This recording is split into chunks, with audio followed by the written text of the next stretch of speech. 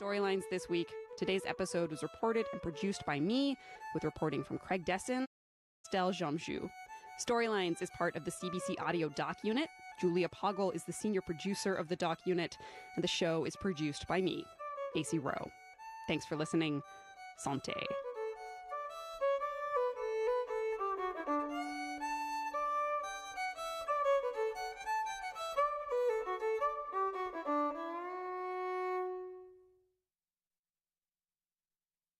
This is CBC Radio 1, 990 AM, 89.3 FM in Winnipeg. Your home, your street, your neighborhood, your community, your country, your world, your news that matters, news that belongs to you. Your World Tonight, every night, 7 days a week on CBC Radio 1.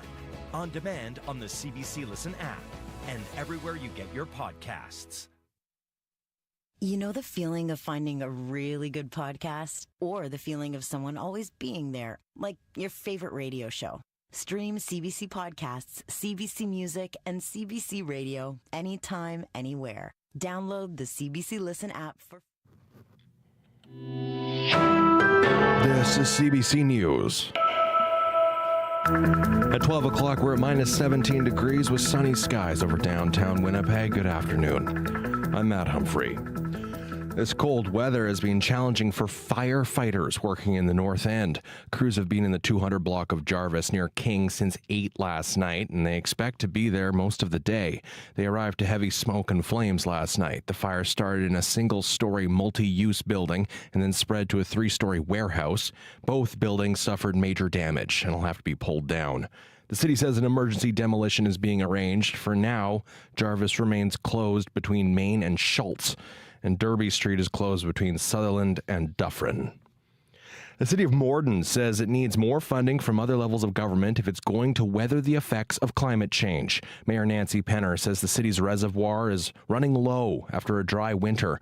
She says Morden has already declared a moderate drought and has asked people and businesses to voluntarily conserve water. We are short on water, so we are currently sourcing more water supply, whether we build another reservoir to supplement our current supply. We are maxed out. Penner says a new water plant would cost more than $100 million. Manitoba Climate Change Minister Tracy Schmidt says the situation in Morden is serious and her department has been in talks with the city. You can hear more in this story coming up right on Radio Noon. One person was taken to hospital this morning after they were hit by a vehicle in Elmwood. It happened just before 9 this morning in the 100 block of Henderson Highway. The victim is in stable condition, we're told. Cocaine, USB card readers, a cell phone, and accessories were all among items seized by corrections guards at Stony Mountain Institution. The items were seized from the maximum security unit of the federal prison earlier this month. The Correctional Service of Canada credits vigilance staff for finding the items worth $135,000. It says it uses scanners and drug detector dogs to keep contraband out of the facility north of Winnipeg. A public funeral will be held in Moscow later this week for Russian opposition leader Alexei Navalny.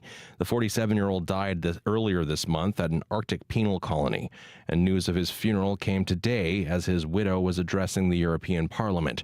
Briar Stewart has the story. Putin must answer for everything he has done. Yulia Navalnaya made an emotional appeal to the European Parliament, saying Russia's president should not only be held accountable for her husband's death, but for the war he's waged in Ukraine and for what he's done to Russia.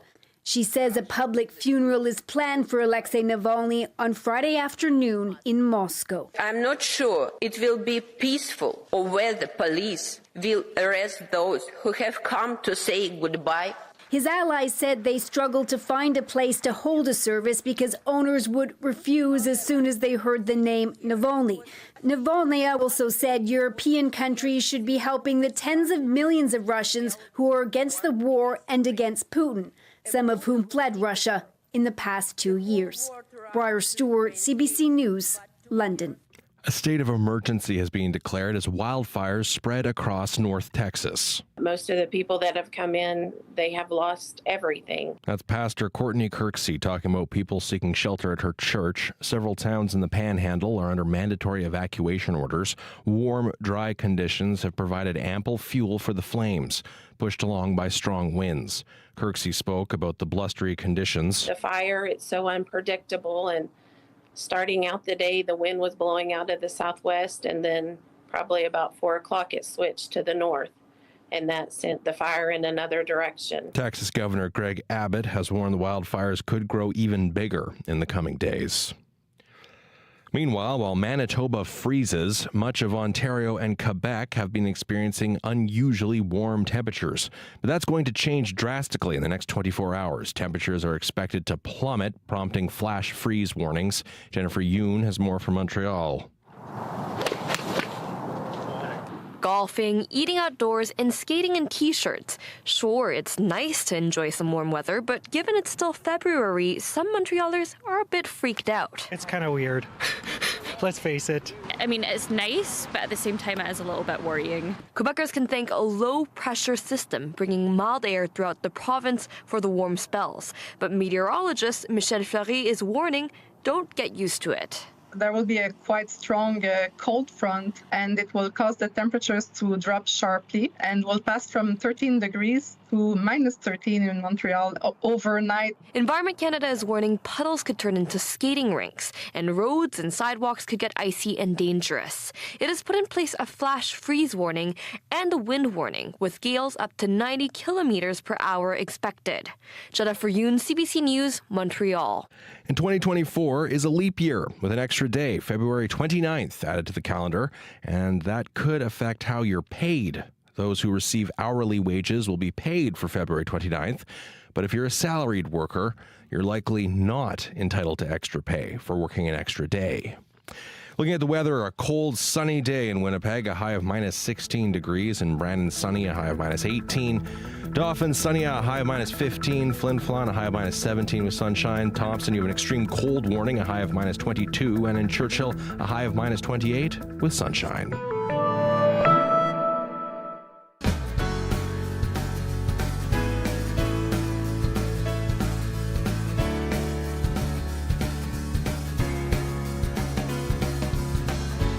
Good afternoon, Manitoba. You are listening to Radio Noon here on CBC Radio 1, 89.3 FM in Winnipeg, 97.9 FM in Brandon, on the CBC Listen app and CBC Manitoba's YouTube channel. I'm Marjorie Dowhouse. Here's what's coming up on the show today. Brandon University is getting ready to show off a big donation it received. It got a 9-foot Steinway Model D grand piano. We're going to hear more about the donation coming up at around 12:15. Also, a group of students created some unique gifts to help some of the dogs at the Brandon Humane Society, more after 12:30. But first up here on the show, it's not the winter that the city of Morden needs right now. How the drier conditions is raising concerns about water supply.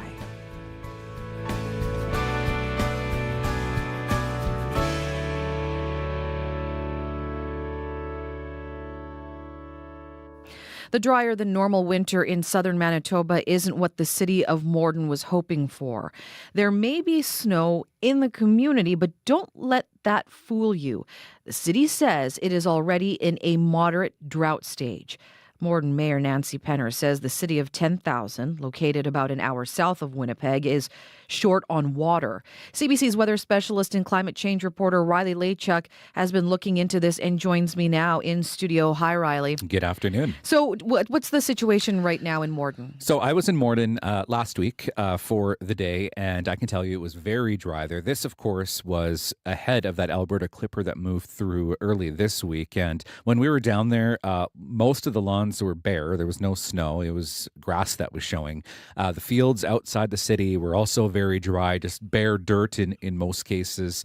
Almost no snow in much of the region down there. And really, the lake where the city gets its water from was also quite low. But there was still ice and there was still people out fishing on it, but still significantly lower than normal. Now, the city is in a moderate drought stage. So what does that mean? Yeah, so Morden has gotten less than 50% of the normal precipitation it would for this time of the year. So the city has, after the 2021 drought, drafted a drought plan. And this kind of prescribes what residents in the city need to do for various stages of drought and what that means. So for a moderate drought, the city asks residents to voluntarily conserve water if they can, ask people to maybe avoid washing the car, for example, if they don't have to. And if you go into a restaurant, you might have to ask for a glass of water rather than a server, for example, pouring it for you. So it's a number of voluntary asks. It's not,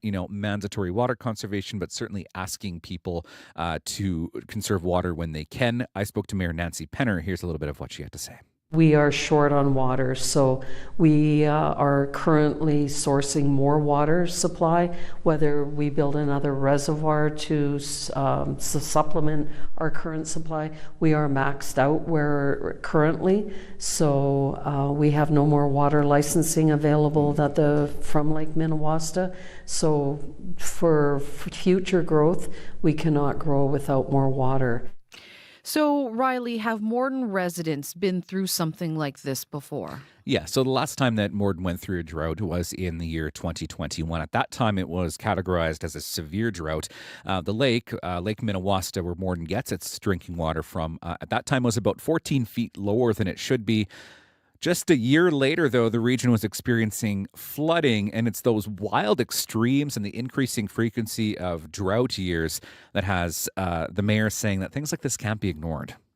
Major events happen overnight, and we're seeing those extremes. So, yes, I think we are seeing, where Morden is situated in the middle of the continent, we are situated for those extreme climate events just because of our geographic location, because we don't have those ocean effects. Yeah. We are in the middle of the continent. So I think we will be seeing more extreme events with climate.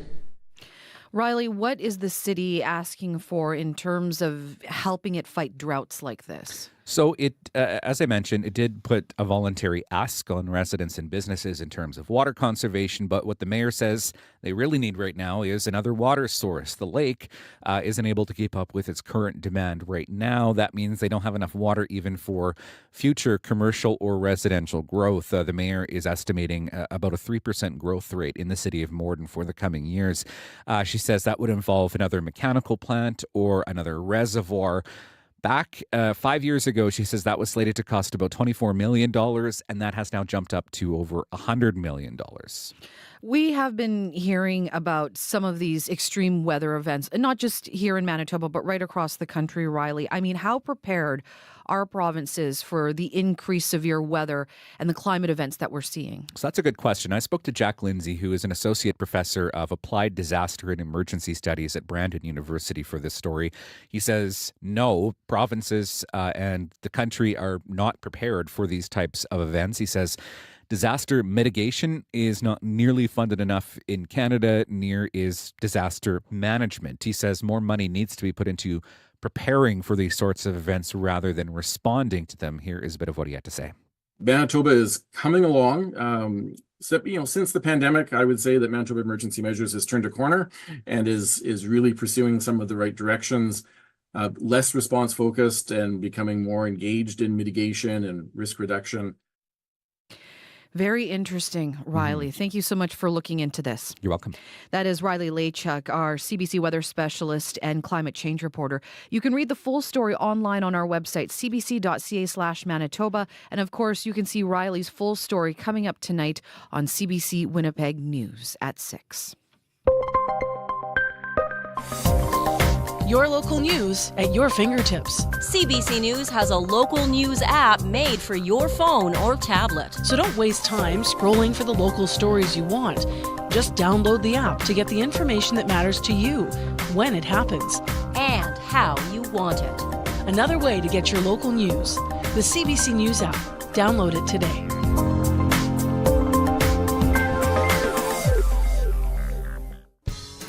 It is 12:13, and you are listening to Radio Noon on CBC Radio 1, 89.3 FM in Winnipeg, 99.9 FM in Gillam, on the CBC Listen app, and also on CBC Manitoba's YouTube channel. I'm Marjorie Dowhouse. Still ahead here, Brandon University was recently gifted one of the best pianos in the world, and people will be able to take in the sweet sound of it this weekend. Stay tuned for that. But let's talk about your forecast today. We're looking at another cold day here in Winnipeg. Sunny, light wind, high of -16 tonight, low of -20. Clear but increasing cloud overnight, southeast wind 15 gusting to 30. Tomorrow, we're looking at some morning flurries here under a mainly cloudy sky. A high of -7. It's going to be windy as well tomorrow. In the morning, southeast wind gusting to 50. By the afternoon, southeast wind gusting to 40. Friday, mix of sun and cloud and a high of 2 degrees. Current conditions right now, Brandon, mainly sunny and -20. -32 and ice crystals in Churchill. Wind chill feels like -46. Flin Flon, mainly sunny and -19. Right now in the Paw, sunshine -19. -25 and sunny in Thompson, and in Winnipeg at the airport, it is partly cloudy, -19, light wind out of the west at 9.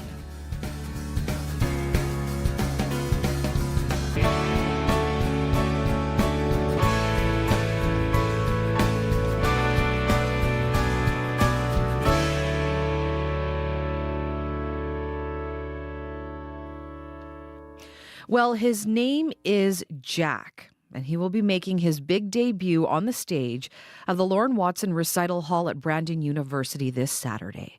Jack is a brand new 9-foot Steinway & Sons Model D grand piano, and his appearance is due to the generosity of Jack's family.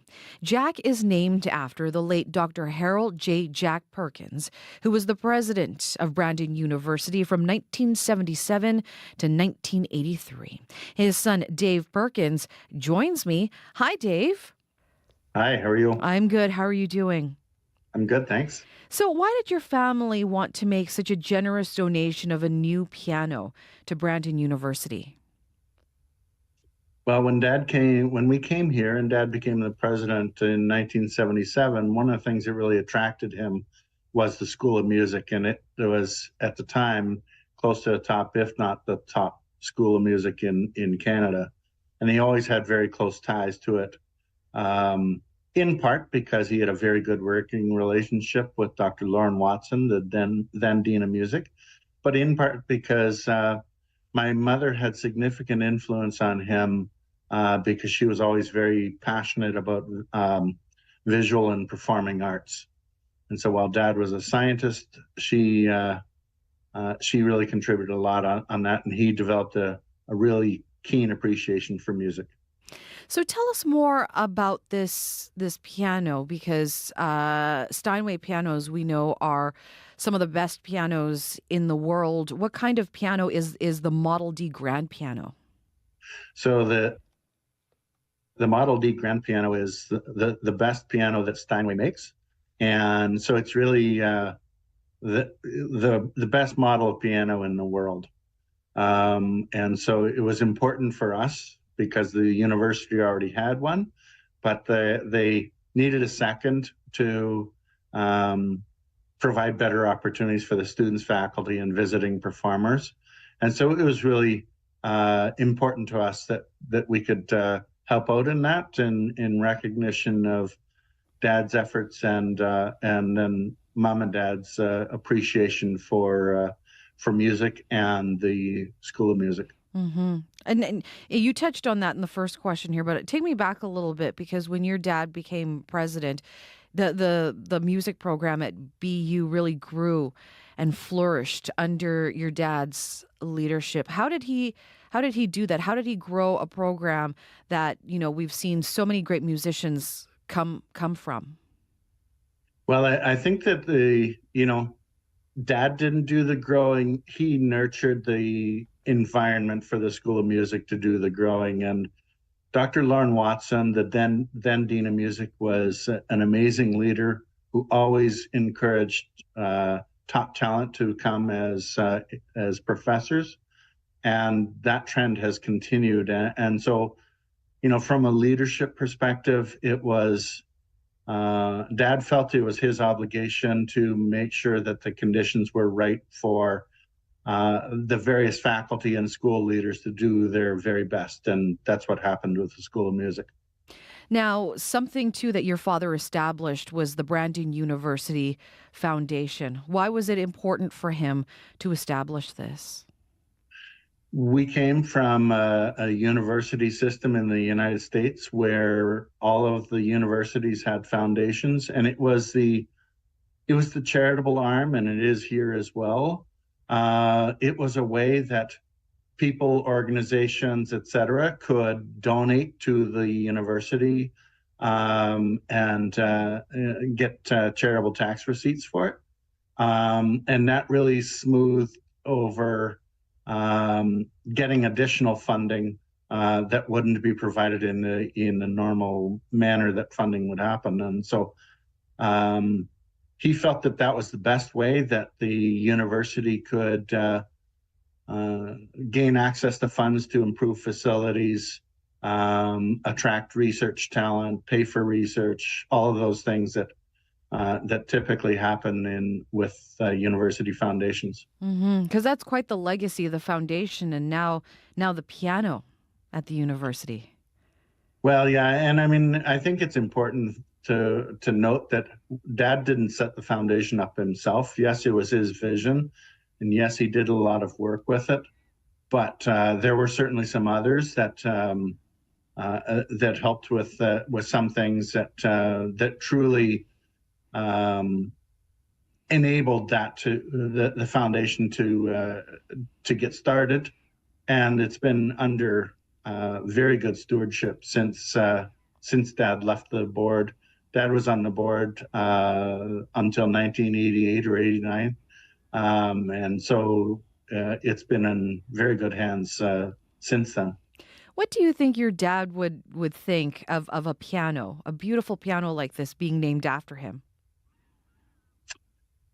I think that he's probably, if he was alive, he would think that it was an amazing thing. He would probably be a little bit uncomfortable about the naming of it because he didn't like the limelight. But he would be accepting of it, knowing that the real thing here is it's an amazing piano that the School of Music now will have for generations to come. Have you been able to see or hear it being played since it was brought to Brandon from New York? I just did. I was just over at the university for a meeting, and I did see the new piano and heard it a little bit. It's incredible. Absolutely gorgeous piano, and the sound is really good. Yeah. So I'm very happy about that. And it's a black grand piano too, isn't it? It is. Wow. So there is a concert that's happening this Saturday, and it will be the first time that people will be able to hear that piano being played. Tell us a little bit more about the concert on Saturday. So the piano has been used only for rehearsing and tuning and all of the different things that are needed to put a piano into practice. So far anyway. And so we are officially unveiling it for the first time. And then the university's piano faculty are going to be playing a concert where some of it is just the new piano and some of it is the two 9-foot grand pianos that they have. So up to 4 players at once, so what they call 8-hand music. It's going to be truly incredible. Yeah, I bet it is. Well, Dave, I want to thank you so much for joining us today here on the show. Thank you so much, and enjoy the concert this weekend. Thank you very much. Dave Perkins is the son of the late Dr. Harold Perkins, the dean of Brandon University from 1977 to 1983. Jack the Piano will make his debut performance this Saturday night at the Lorne Watson Recital Hall at BU at 7:30.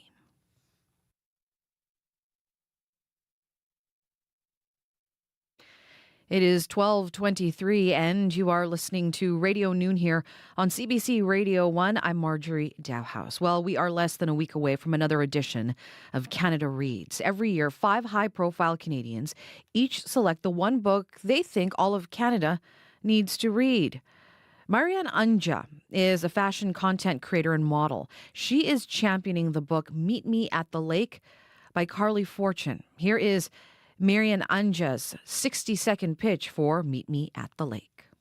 Meet Me at the Lake is a complex and beautifully written romance novel that offers readers so much more than just a singular love story. It features a full cast of richly developed characters as they navigate their way through romantic love, familial love, unrequited love, love between friends, love of a place when it captures your heart, and the self-love that comes from aligning with your passions and purpose.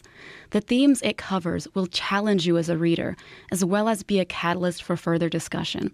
The characters' experiences provide guidance and a roadmap for what it means to have compassion, show grace, be selfless, and find your way home. It's fun, wholesome, heartwarming, a little spicy, and very sweet. Whether you're a romance genre fan or not, it is a must-read because it inspires and empowers us to reflect on our own lives and values, to see how the choices we make bring us closer to our own happily ever after. That was Marianne Anja making the pitch for Meet Me at the Lake by Carly Fortune. That's the book she will be championing on Canada Reads 2024. The debates take place next week from March 4th to the 7th at 10 a.m. Tune in live on streaming, television, radio, or catch a replay on the platform of your choice. For all the information, you can go to cbcbooks.ca. It is 12:25 now. Some current conditions around the province. Swan River currently at -22. Right now in Portage, sunshine and -18. Pinawa at -18 as well.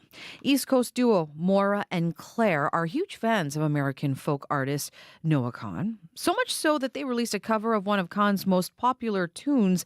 Here is their version of Stick Season. As you promised me that I was more than all the miles combined, you must have had yourself a change of heart like halfway through the drive, because your voice trailed off exactly as you passed my exit sign. You kept on driving straight and left our future to the right. Now I am stuck between my anger and the blame that I can't face, and memories are something even smoking weed does not replace. And I am terrified of weather, cause I see you when it rains. And Doc told me to travel, but there's COVID on the planes. And I love Vermont, but it's the season of the sticks. And I saw your mom, she forgot that I existed. And it's half my fault, but I just like to play the victim. I'll drink alcohol till my friends come home for Christmas. And I'll dream each night of some version of you that I might not have, but I did not lose. Now you're tied your tracks in one pair of shoes, and I'm split in half, but that'll have to do. So I thought that if I piled something good and all my bad, that I could cancel out the darkness I inherited from Dad. No, I am no longer funny, cause I miss the way you laugh. You once called me forever, now you still can't call me back. And I love Vermont, but it's the season of the sticks. And I saw your mom, she forgot that I existed. And it's half my fault, but I just like to play the victim. I'll drink alcohol till my friends come home for Christmas. And I'll dream each night of some version of you that I might not have, but I did not lose. Now you're tied your tracks in one pair of shoes, and I'm split in half, but that'll have to do. Oh, that'll have to do. My other half was you.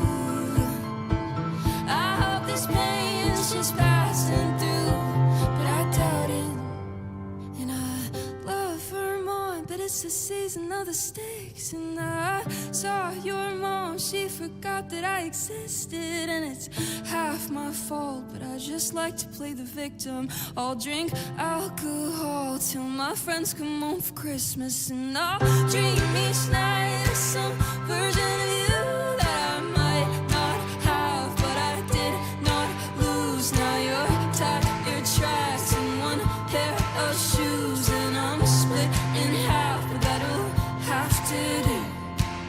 have to do. That is Moira and Claire with their take of Noah Kahan's Stick Season. Well, we are coming up to your local news, but taking a look at some current conditions around the province right now. It looks like it's another cold day here in Manitoba. Carmen is currently at -17. Dauphin, -20, under some sunshine. Flin Flon, mainly sunny, -19 degrees.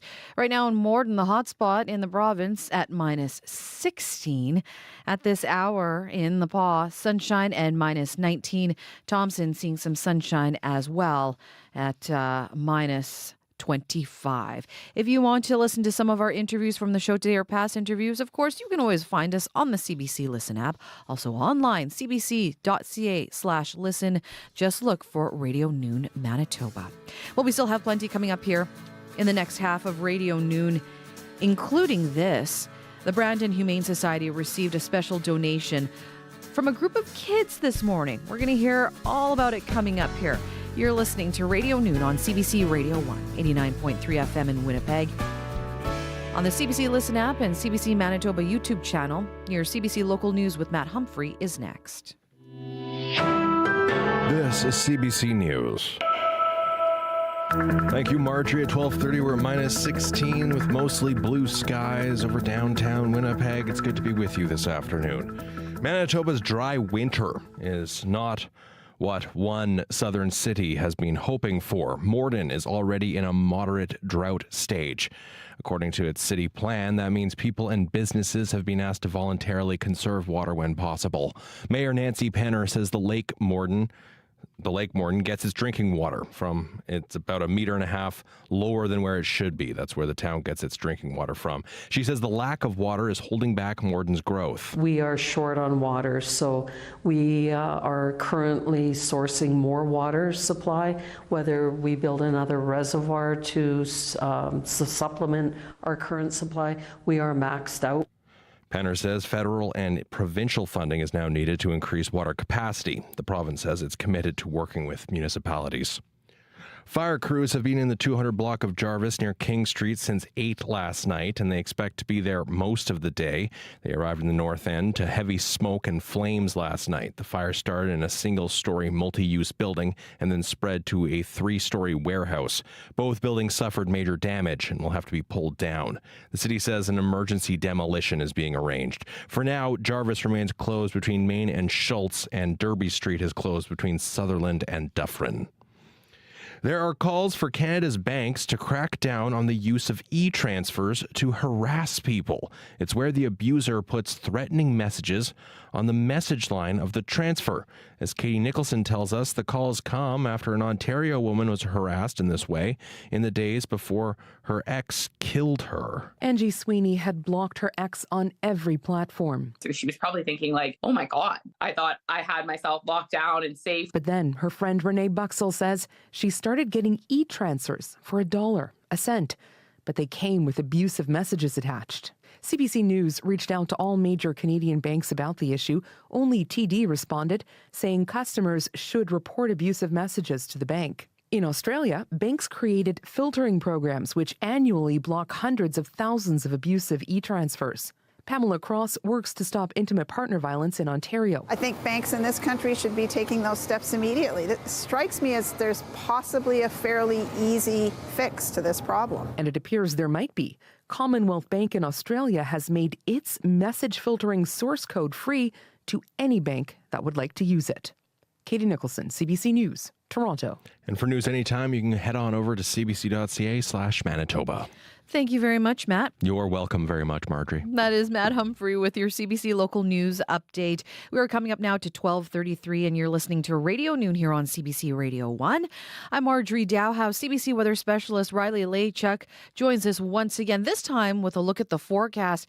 You know, I'm looking at the temperatures right now across the province, Riley, and it is all in the minus double digits. Yeah. I think it was Morden, which is the warm spot right now in the province. A balmy minus 16. If you can even call that balmy. No, it's not. I feels weird, but for once I'm actually saying below seasonal for this time of the year. It seems like we've had a very above seasonal month, which I'll kind of crunch some of those numbers in the coming days here. Looking at the forecast now, though, we do have an extreme cold warning still in place for a good chunk in northern Manitoba, Shamattawa, Gillam, Thompson, the Lynn Lake, Lac Brochet to Dooley Lake region. Area of high pressure has really been keeping us clear and cold here in Manitoba, but there is a little bit of change on the horizon. We see a warm front that will start to push in as we get into the day Thursday, which could bring a little bit of precipitation. Minus 17 in Winnipeg right now. As you mentioned, minus 16 in Morden. Brandon's at minus 20 degrees, minus 28 into Dooley Lake. Factoring in wind chills, almost minus 50 with the wind chill in Churchill right now. It's minus 46 on exposed skin in the Churchill region right now. Southern Manitoba seeing wind chills at around that minus 22, minus 24 mark right now. So as we get into the rest of the day today, we're looking at a mainly sunny sky, but cloud starts to build in as we get into early Thursday morning. That will bring a little bit of precipitation along a warm front that will push through the province come Thursday morning. Not so much other than kind of a dusting for us in southern Manitoba. Mainly cloudy for northern Manitoba tomorrow, but temperatures getting a little bit warmer as we head through Thursday. We see a little bit of snow into Friday moving through northern Manitoba, part of another area of instability as we move through the province. So we're looking at a high of, I'm saying minus 16 or so this afternoon in Winnipeg, give or take a degree, but right around the minus 16 mark. Minus 17 in Brandon, and Thompson looking at a mainly sunny minus 22 degrees. And in the long range, we see a rising temperature Thursday into Friday. By the time we get to Friday morning, minus 5 degrees, plus 2 for a high on Friday. Cloud builds in for Saturday, Marjorie, and then we're looking at some snow moving in for Sunday, Monday. Right now, model agreement seems to show about 5 to 10 centimeters for Sunday into Monday, and very gusty winds out of the northeast at 60. So not quite done with the snow yet, but temperatures moderating a little bit, and we're going to be a little bit closer to seasonal once we get through the weekend. I'm just trying to recall. Do we remember if the groundhog saw his shadow or he didn't? I think the groundhog did predict 6 weeks of winter. Oh, okay. Because we didn't get enough of it, obviously. Yeah, this we have past, not got enough of it yet. All right. Brace yourselves for more snow. Thanks a lot, Riley. You're welcome. That's CBC weather specialist Riley Laychuk with a look at your forecast. And of course, Riley will have an updated forecast coming up this afternoon on Up to Speed, 3 to 6 o'clock here on CBC Radio 1, as well as tonight on CBC Winnipeg News at 6, on CBC Television, streaming on CBC Gem and CBC Manitoba's YouTube channel.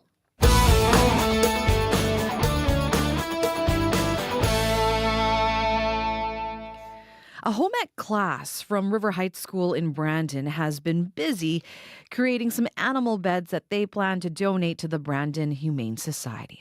Well, today, the Humane Society brought in some of their dogs to meet the kids and also try out the animal beds. To learn more, Cody Carter-Squire joins me now. Cody is with the Brandon Humane Society. Hi, Cody.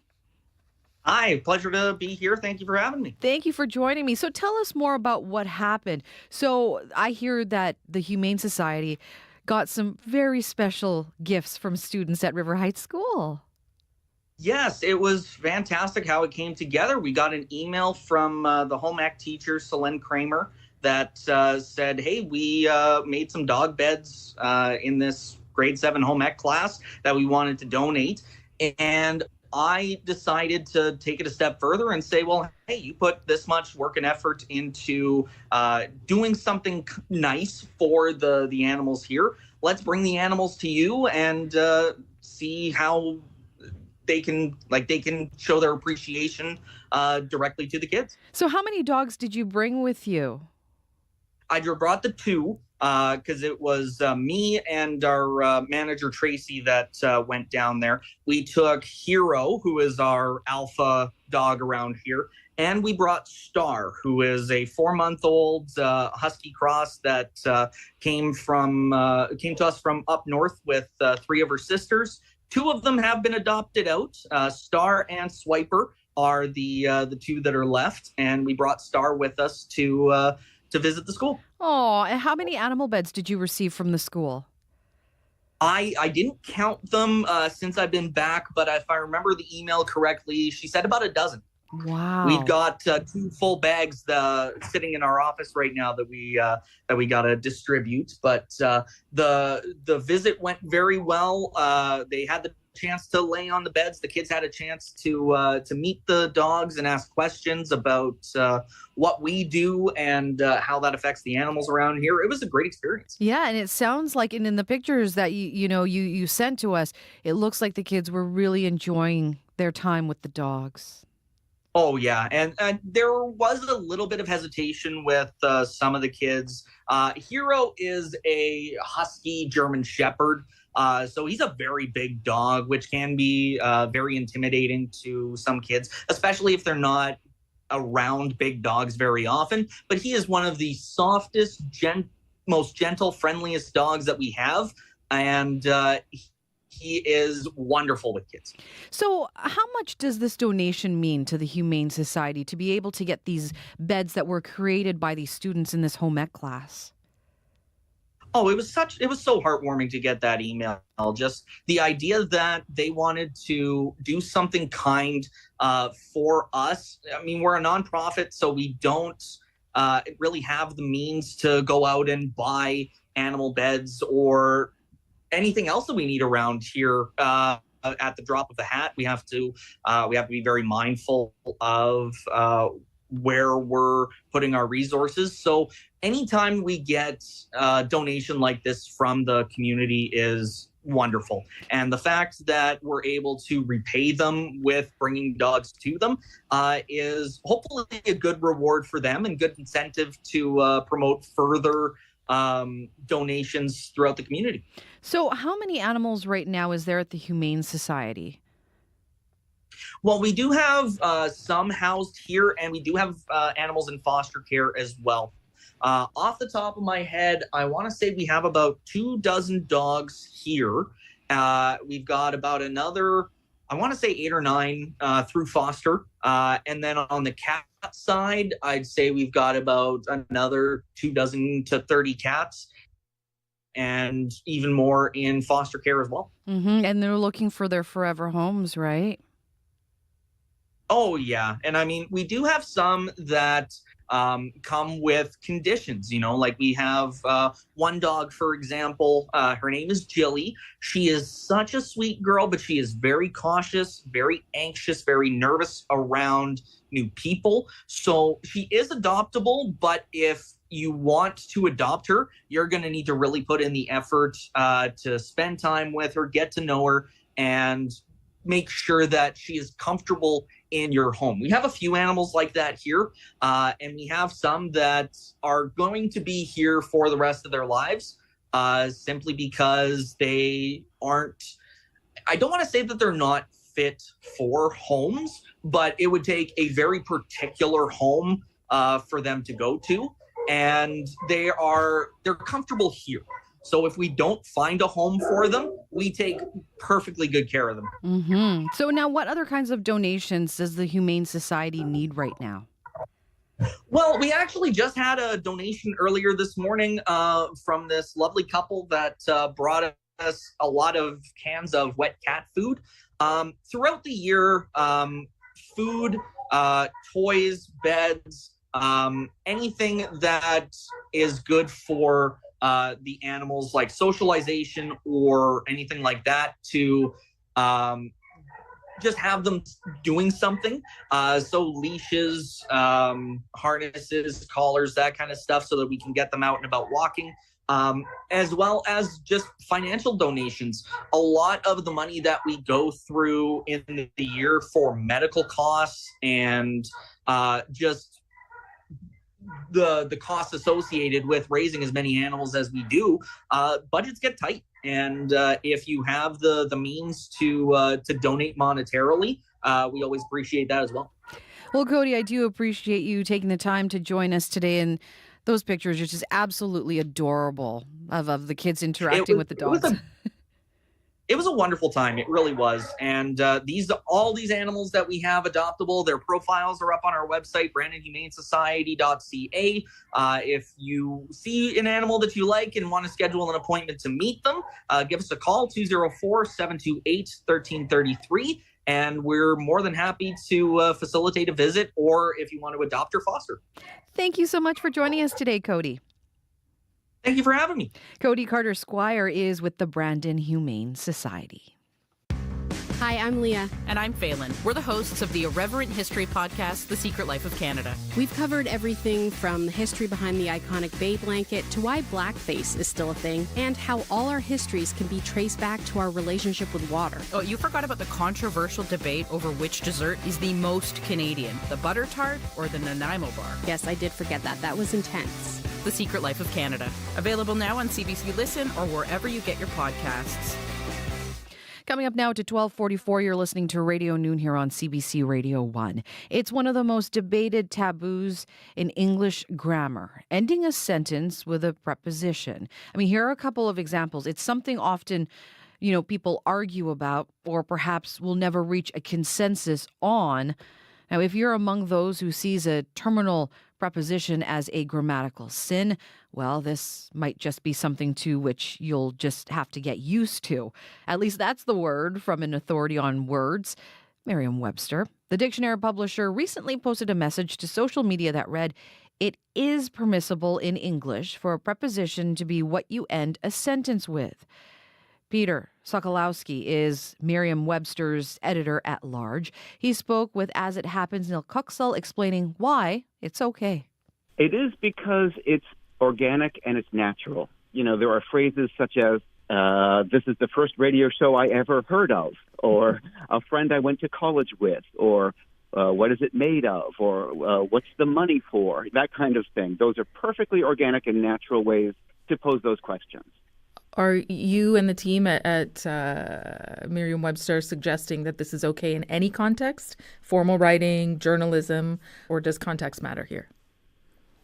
Well, context always matters. It's true that because this is one of those superstitions or myths or bugaboos that people have, that if it draws attention to your writing in a way that distracts from your message, then maybe you would avoid it. And the same goes for example, the infamous split infinitive, as in to boldly go where no man has gone before. And the two rules are parallel and similar in a different way, which is that they both reflect the standards of eloquence of the Latin language that was the highest standard in the 1500s and the 1600s, when these so-called rules were first posited. And that's why these so-called rules have been perpetuated through the centuries. And if I was asked why we still have this idea, it's because those initial ideas about eloquence came from Latin grammarians who were writing about a Germanic language, which is English. And then those ideas were perpetuated by textbooks, school books throughout the centuries. And it wasn't until really the 20th century that we had a real science of linguistics that analyzed the language and said, when we describe English as it is natural and organic, this is part of the language. Mm-hmm. Your website says now, quote, people who claim that a terminal preposition is wrong are clinging to an idea born in the 17th century, unquote, as you've been saying. But, some might be asking, why not cling to an idea even if it's old? Don't we need rules? Why not have a rule? Rules are important, particularly in grammar. Oh, absolutely. Well, absolutely. And of course, we need standards. We need consistency. We need stability. At the same time, there are rules and then there are rules. What grammar truly is a description of the way that a language works. And what we've found with several of these so-called zombie rules or superstitions is that these are kind of prejudices that have no effect on the comprehension of the language, that we understand perfectly well. If somebody says, what room is this key for? It's perfectly understandable and it's perfectly clear. So we have to kind of separate our prejudices from the true organic nature of the language. That is Peter Sokolowski with Merriam-Webster's. He is the editor-at-large there. He was in Springfield, Massachusetts.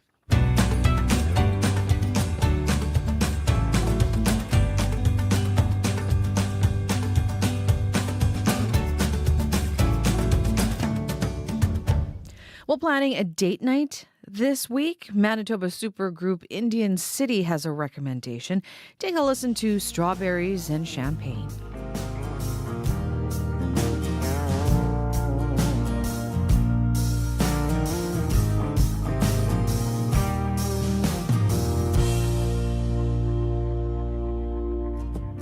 Buy me a cup of coffee and I'll be your best friend. And if you scratch my back, well, you get everything.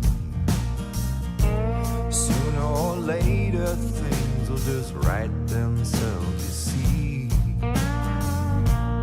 Rather than backseat driving, won't you ride up front with me? I say,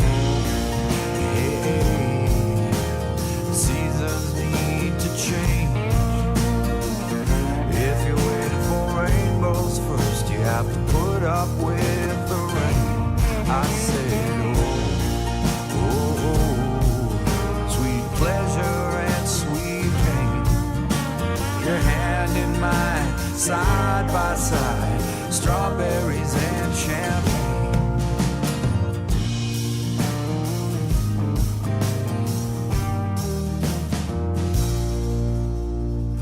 Life is complicated business. We do what we can. Follow the road laid out by all our moms and dads. And the highs and lows, and the sticks and stones in our castles of steel and glass.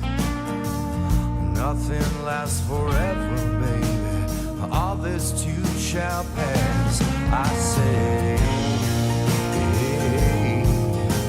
seasons need to change. If you want a rainbow first, you have to put up with the rain. I said, sweet pleasure and sweet pain. Your hand in mine, side by side, strawberries and champagne. Raise a glass 'cause we made it through.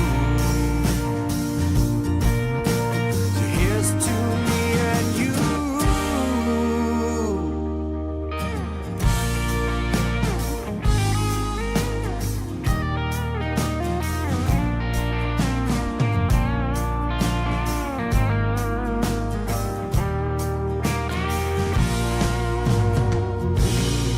Hey, seasons need to change. If you want a rainbow first, you have to put up with the rain. I said, sweet pleasure and sweet pain. Your hand in mine, side by side, strawberries and champagne. Your hand in mine, side by side, strawberries and champagne. That is Indian City with Strawberries and Champagne. 9 minutes now to 1 o'clock. Currently in Brandon, well, you are seeing a mainly sunny sky at -20. Here in Winnipeg, mainly sunny and -17. Frozen fruits and veggies are generally more affordable than their fresher counterparts. Studies have also shown that in some cases, they're also more nutritious. Julie Van Rosendahl is a cookbook author and CBC radio food columnist. She dug deep into her freezer to share one of her favorite burrito filling recipes using frozen produce. So I made this filling with onions. Now, onions, I have seen frozen pre-chopped onions in the grocery stores, but I like to chop a bunch of onions while I'm at it. You know, when you're starting dinner and you're like, oh, I gotta start by chopping an onion. I don't feel like chopping an onion. If you chop a whole bunch and freeze them I would double bag them because they tend to smell up your freezer. It's a really easy way to start your soups, your stews, whatever you chop with chopped onions. And because they've sort of broken down in the freezer, they release their liquid and they kind of melt in the pan instead of browning if you don't want them to brown too quickly. So I used frozen chopped onions, frozen peppers, frozen jalapenos. So when jalapenos are in season in the fall, I buy a ton of them and just throw them in the freezer whole. Chop them from frozen, throw them in there. Corn, I had some frozen corn, which of course you can buy by the bag, or this was just corn on the cob that I had frozen in the fall. Some beans. So if you like to cook dry beans, these are pinto beans, but any kind of bean that you simmer from dry, you can freeze in the cooking liquid, and that will protect the beans from freezer burn. So, it takes a long time to cook beans. It's a good thing to freeze.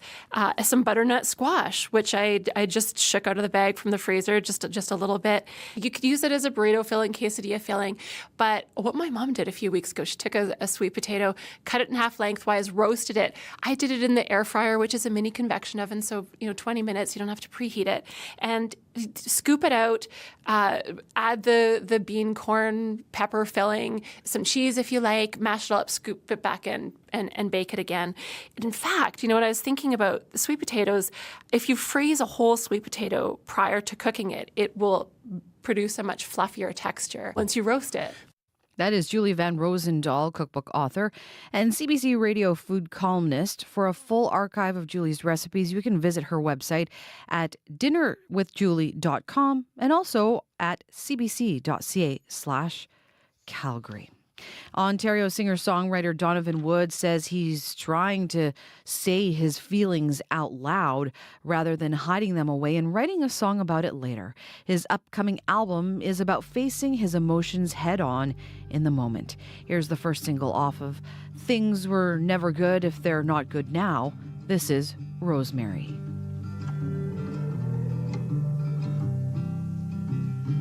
Well then, Rosemary, in your pretty eyes, darling, I am always in the way of what you're wanting. Here this evening, with more than just my health, I arrive with all the trappings of myself. Hallelujah, she had found who she'd like to be. Now she's tugging at a sweater 'cause of me. Does it suit you hanging around, picking up for three? I suppose it must, I guess it does. Darling, are we okay?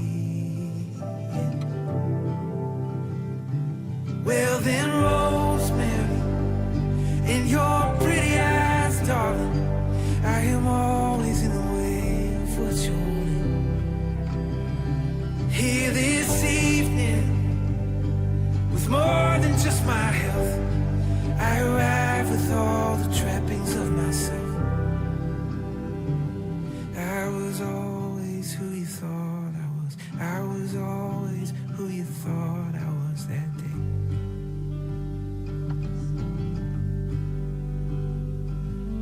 Stacking up flatware, mixing up drinks. Later on in life we'll buy nice things.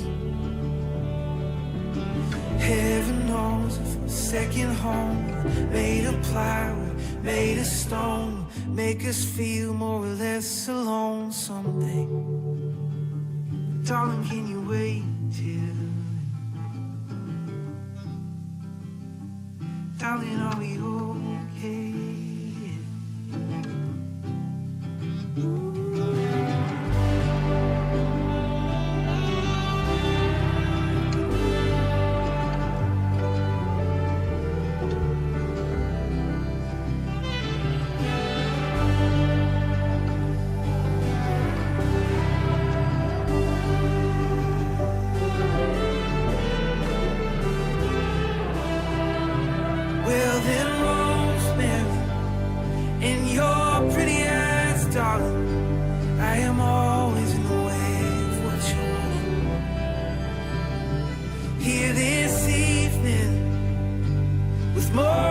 just my health. I arrive with all the trappings of myself. I was always who you thought I was. I was always who you thought I was that day. That is Donovan Woods with Rosemary. It is time now to check in with the host of Up to Speed. Faith Fundal joins me now in studio. Hi, Faith. Hello, Marge. Honoring BIPOC veterans, Black Manitobans Chamber of Commerce is launching Legacy Awards, and Winnipeg's first Black female police officer is one of the 5 people that's getting recognition. We're going to hear from her and the Chamber coming up on the program this afternoon. Wonderful. We're going to tune in then. Thanks a lot, Faith. Thank you. That is Faith Fundal, host of Up to Speed. Tune in here 3 to 6 o'clock on CBC Radio 1. Well, thank you for tuning into the show today, and thank you so much to the incredible folks who worked on the show. Abby Adiyemi, Matt Humphrey, Riley Laychuk. In charge of our YouTube stream today, Brad Lillies. Our show director and technical producers, Chloe Friesen. Show producer, Nellie Gonzalez. And senior producer of audio is Leif Larson. I'm Marjorie Dowhouse. Enjoy the rest of your day. We'll talk to you again tomorrow. And stay tuned here to CBC Radio 1. Coming up next, Writers and Company. Have a good one.